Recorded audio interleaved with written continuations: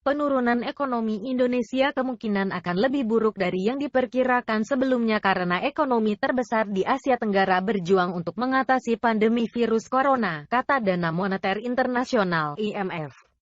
Produk domestik bruto (PDB) Indonesia sekarang diperkirakan akan menyusut 1,5% tahun ini daripada kontraksi 0,3% yang diproyeksikan IMF pada bulan Juni. Revisi penurunan untuk Indonesia terjadi karena IMF telah menjadi kurang pesimis tentang ekonomi global, menurut update World Economic Outlook bulan Oktober, yang diterbitkan pada hari Selasa. Kondisi ekonomi Indonesia tetap genting karena penyebaran pandemi yang terus berlanjut dan dampak buruk pada sektor-sektor yang terkena dampak parah, seperti pariwisata, kata lembaga yang berbasis di Washington itu. Semua pasar negara berkembang dan kawasan ekonomi berkembang diperkirakan akan mengalami kontraksi tahun ini, termasuk Asia yang sedang tumbuh, di mana ekonomi besar, seperti India dan Indonesia, terus mencoba mengendalikan pandemi, kata IMF dalam laporannya. Indonesia telah berjuang untuk menahan wabah di negara itu karena kasus COVID-19 mencapai 340.622 dengan lebih dari 12.000 kematian pada Selasa sore. Data resmi menunjukkan negara ini telah menambahkan sekitar 3.000 hingga 4.000 kasus setiap hari sejak tanggal 19 September. Proyeksi IMF sebagian besar sejalan dengan perkiraan pemerintah untuk kontraksi setahun penuh sebesar 0,6% menjadi 1,7% yang dibuat pada akhir September, turun dari pertumbuhan PDB 5,02% pada 2019.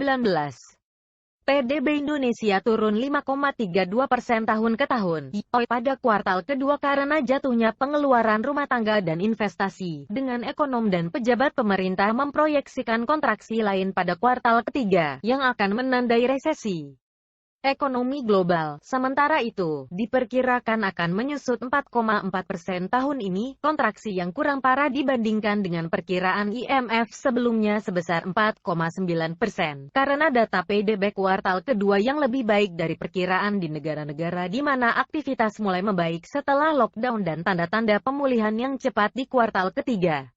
Angka PDB bisa saja jauh lebih lemah jika bukan karena tanggapan fiskal, moneter dan peraturan yang cukup besar, cepat, dan belum pernah terjadi sebelumnya, yang mempertahankan pendapatan untuk rumah tangga, arus kas untuk perusahaan dan penyediaan kredit, menurut penasihat ekonomi IMF Gita Gopinath.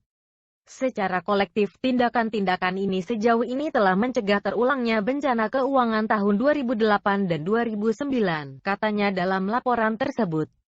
Sementara ekonomi global mulai pulih, kenaikannya kemungkinan akan berlangsung lama, tidak merata, dan tidak pasti.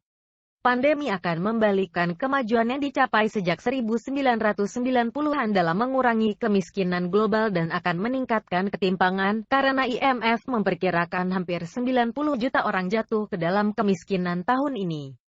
Di Indonesia, pemerintah memperkirakan ada tambahan 4 juta orang Indonesia yang jatuh miskin dan 5,5 juta orang kehilangan pekerjaan selama pandemi virus corona.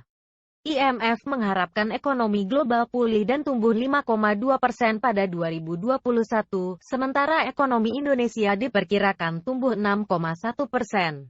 Meskipun jarak sosial akan berlanjut hingga 2021, hal itu dapat memudar seiring waktu karena cakupan vaksin diperluas dan dukungan fiskal pemerintah diperpanjang, kata IMF. Risiko, bagaimanapun, membayangi ekonomi global, seperti wabah lebih lanjut, penarikan dukungan kebijakan yang terlalu dini serta kekurangan likuiditas dan kebangkrutan.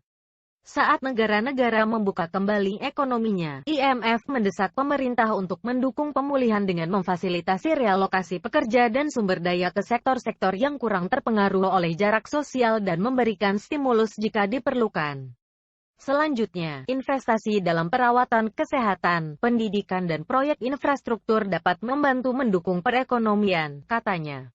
Selain itu, karena jalur kehidupan tidak terikat, pengeluaran sosial harus diperluas untuk melindungi mereka yang paling rentan di mana terdapat celah dalam jaring pengaman.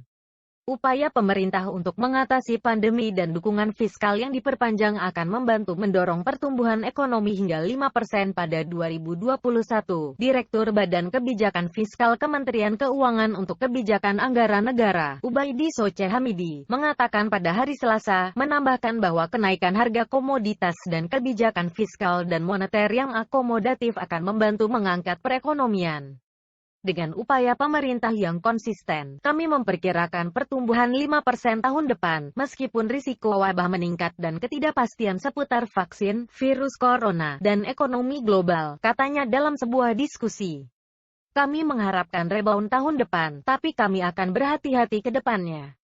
Pemerintah akan menyiapkan Rp2,75 kuadriliun (US $186,3 miliar) belanja negara untuk mendorong ekonomi yang dilanda virus tahun depan, dengan sebagian besar belanja dialokasikan untuk infrastruktur, pendidikan dan perawatan kesehatan.